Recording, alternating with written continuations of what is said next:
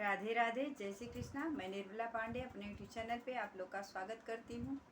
एक नाच गीत गा रही हूँ, कहरवा नाच गीत है।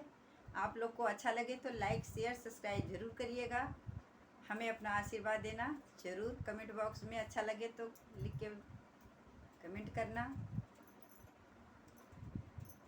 बैरन ससुरे कलोगवा रहब कैसे, बैरन ससुरे कलोगवा रहब कैसे, हो रहब कैसे सखी रहब कैसे, बैरन ससुरे कलोगवा रहब कैसे। सासू ननद हमसे खाना बनवावे, खाना बनवावे हो खाना बनवावे, खाना बनवावे त रोटी बेलवावे, खाना बनवावे त रोटी बेलवावे।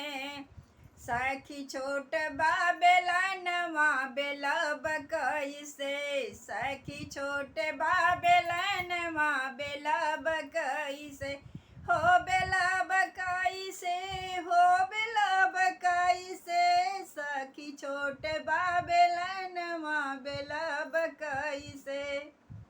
बैरन ससुरे कलोगवा रहब कैसे, बैरन ससुरे कलोगवा रहब कैसे, हो रहब कैसे, हो रहब कैसे, बैरन ससुरे कलोगवा रहब कैसे।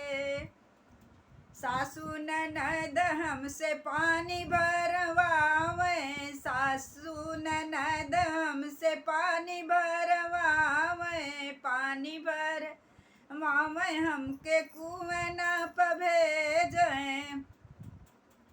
सखी छोट बाल सरिया भरब कैसे, सखी छोट बाल सरिया भरब कैसे, हो भरब कैसे, हो भरब कैसे, सखी छोट बाल सरिया भरब कैसे, बैरन ससुरे कलोगवा रहब कैसे, हो रहब कैसे, हो रहब कैसे, बैरन ससुरे कलोगवा रहब कैसे।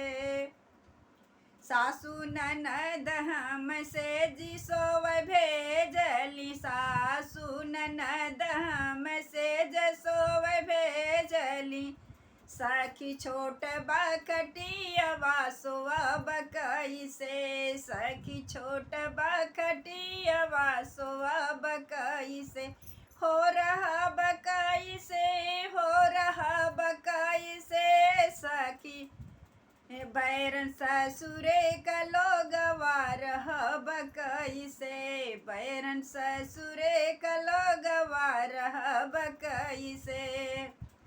सासू ननद हमके बहुत सतावली, सासू ननद हमके बहुत सतावली, सखी माई का दुलारवा पाऊब कैसे, सखी माई का दुलारवा पाऊब कैसे, हो मिले कैसे, हो मिले कैसे, माई बाबू का दुलारवा मिले हो कैसे। बैरन ससुरे कलोगवा रहब कैसे, हो रहब कैसे, हो रहब कैसे, बैरन ससुरे कलोगवा रहब कैसे। जय श्री कृष्ण, राधे राधे।